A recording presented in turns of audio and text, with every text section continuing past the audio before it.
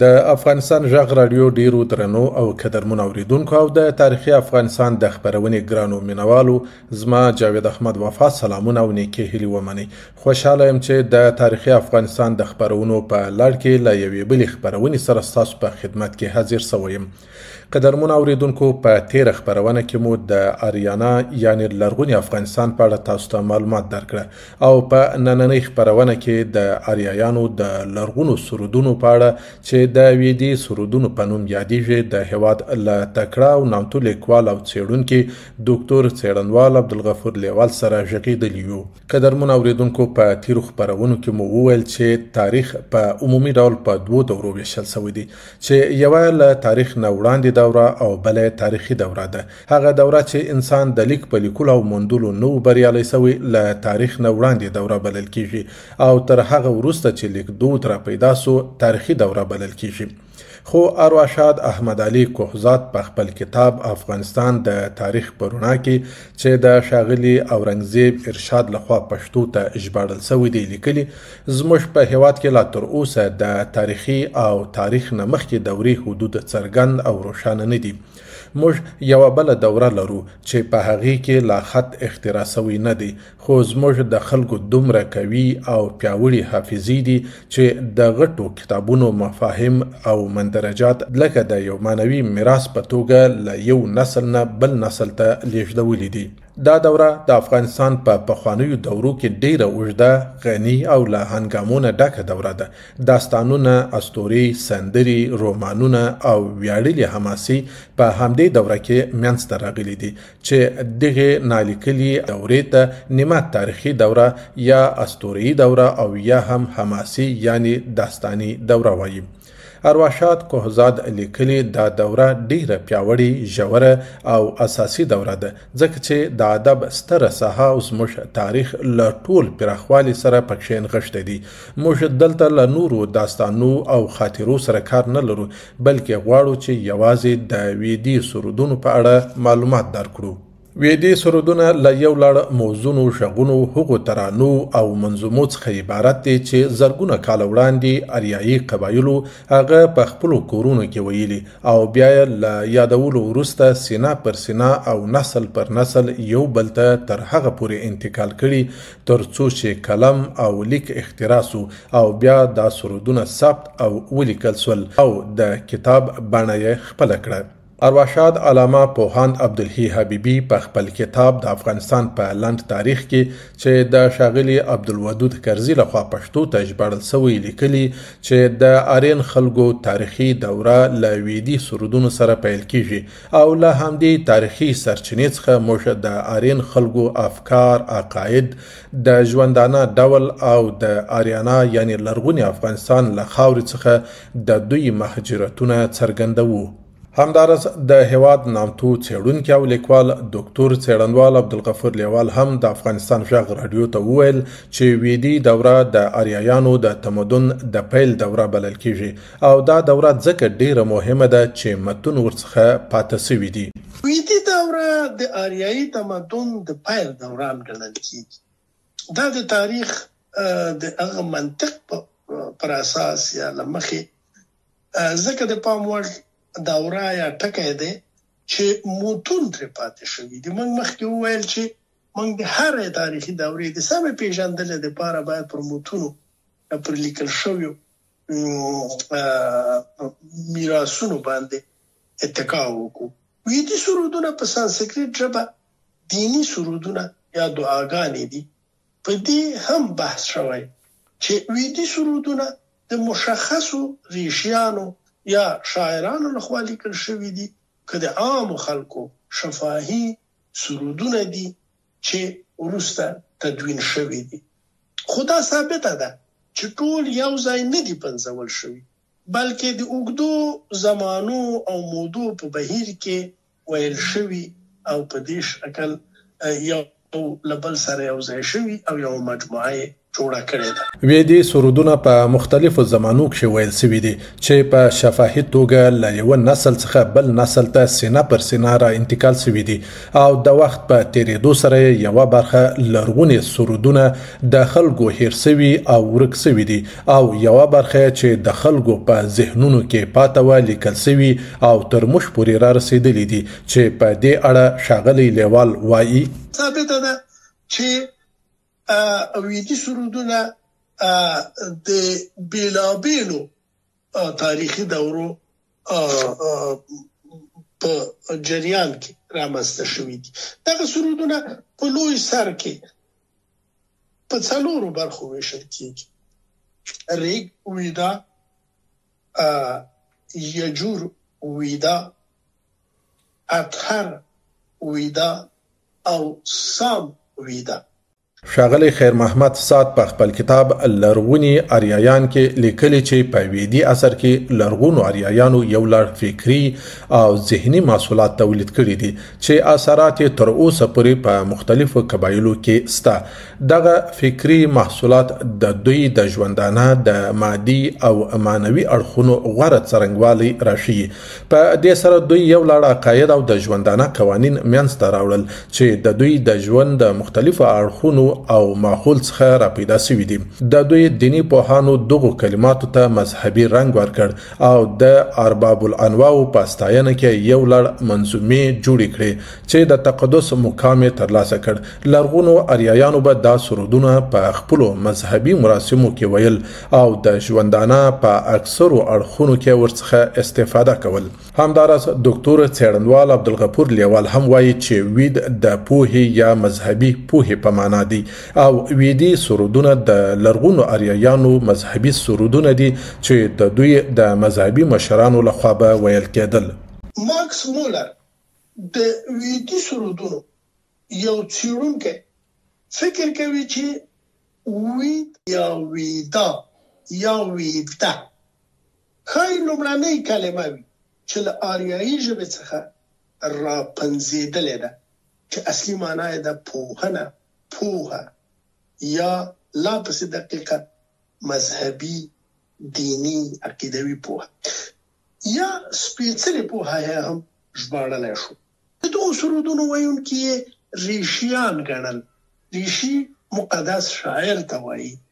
ویدي سرودونه له جوړښتي پلوه په اتو رکنونو ویشل کېږي، ځکه یې هشتانه هم بولي. ښاغلی خیر محمد سعد په خپل کتاب لرغوني آریایان کې لیکلي چې دغه ویدي سرودونه چې اوس د بشر په لاس کې دي او په مختلفو ژبو سره ژباړل شوي دي او د پوهانو لخوا پکې ډېرې څېړنې شوي، موږ د معلومو سرودونو په نوم یادوو او هغه سرودونه چې د تاریخ په اوږدو کې د مختلفو پیښو له امله له منځه تللي او ورک شوي دي د نامعلومو سرودونو په نوم یادیږي. که څه هم څوک په واقعي توګه دا نسي ویلی چې دغه نامعلوم سرودونه څومره، کله او چیرې ورک شوي دي، مګر داسې اسناد او مدارک د تاریخ او ژبپوهانو په لاس کې شته چې دا ترې ثابتېږي چې د دغو معلومو ویدي سرودونو څخه مخکې یو لړ نور سرودونه هم ویل شوي دي چې زموږ په لاس کې نشته او داسې تاریخي پیښې منځته راغلي دي چې د دغو سرودونو ځای نورو نوو سرودونو ډک کړي دي او هغه لرغوني سرودونه یې له منځه وړي دي. ریګویدا د ویدي سرودونو یوه مهمه برخه ده چې په واقعیت کې د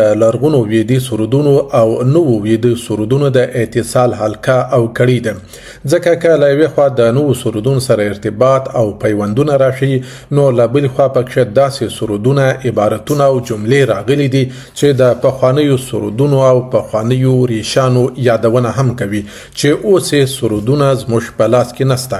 همدارس لیکوال او څېړونکی څېړنوال عبدالغفور لیوال د وخت په تیریدو سره د لرغونو ورکو شوو سرودونو او ریګویدا په اړه وایي. ځینې پوهان له هغې ډلې دود فکر کوي چې ریګویدا د یوې لویې مجموعې سرودونو څخه یوه راپاتې برخه ده چې د خپلې مجموعې لویې کتلې نه ډېره کوچنۍ ده چې ښایي هغه وخت به د خلکو لخوا ویل کېده. یو برخه ویدي سرودونه طبعا زمانه په ترڅ کې له منځه تللي دي.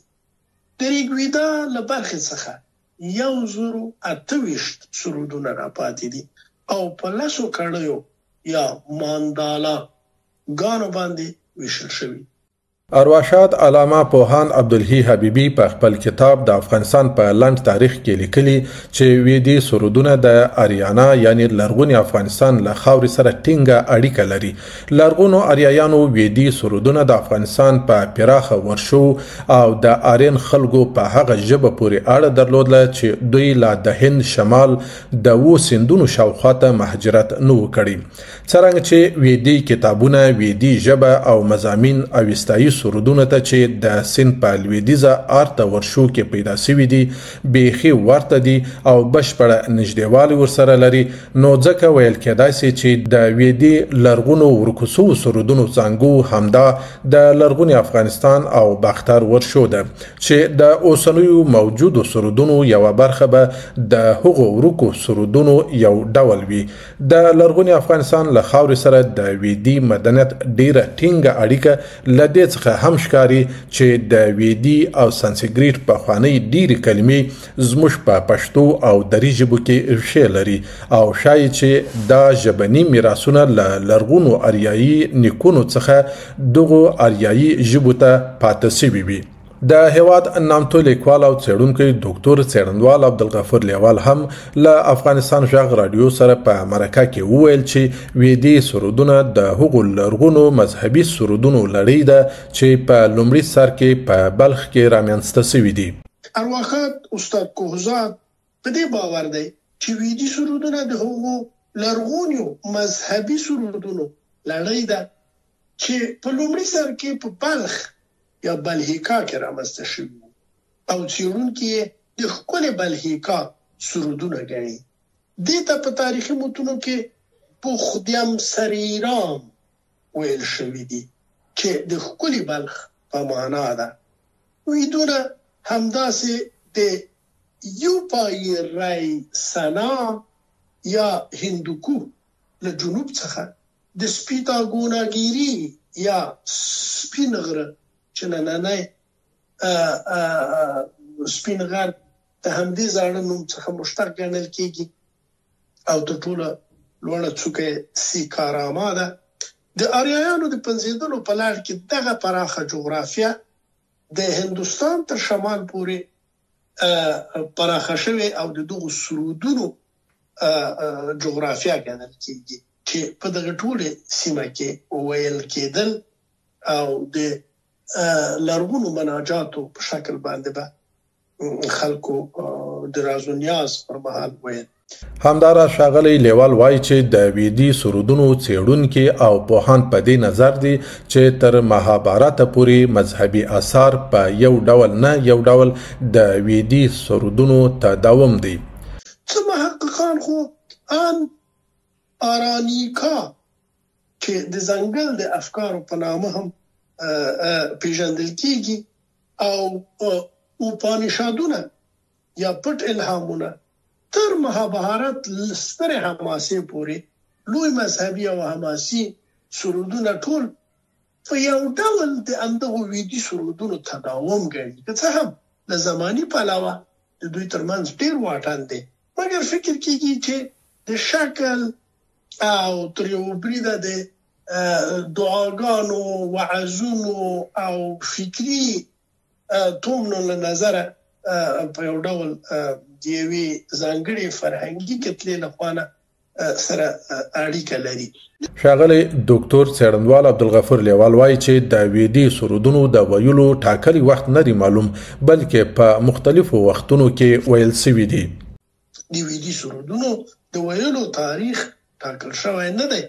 په دې کې د مکس مولر چې مخکې مو یادونه هم وکړه، ادمایر، ونټرنتیس او ګڼو نورو ویدا پوهانو ترمنځ د نظر اختلاف دی. له 3000 قبل المیلاد رانیولې ان تر 200 قبل المیلاد پورې تاریخونه ورته ټاکلي دي.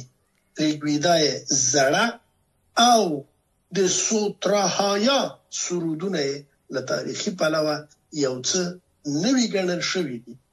د ویدي سرودونو زمانه د برهمانایا، مانتر او شاندا په تاریخي دورو پورې اړوند ګڼل شوي. لرغوني ویدي سرودونه چې په آریانا یعنی د لرغوني افغانستان په پراخه ورشو کې ویل سوي، داسې ډیر نمونه پکې موندل کیږي چې حتی د اوسنی افغانستان د سیمو، سیندونو او قومونو اوسنی نمونه پکې ذکر سوي دي چې په اړه به په راتلونکي خبرونه کې بشپړه معلومات درکړو. د افغانستان غږ رادیو ډیرو درنو او قدرمن اوریدونکو او د تاریخي افغانستان د خبرونې مینوالو، زموږ نننۍ خبرونه پر همدې ځای پای ته رسیږي. تر راتلونکي خبرونې پورې چې یو ځل بیا ستاسو په خدمت کې حاضرېږو، ما جاوید احمد وفا ته اجازه راکړي. د خدای په امان، ښه او خوشحاله وخت ولرئ.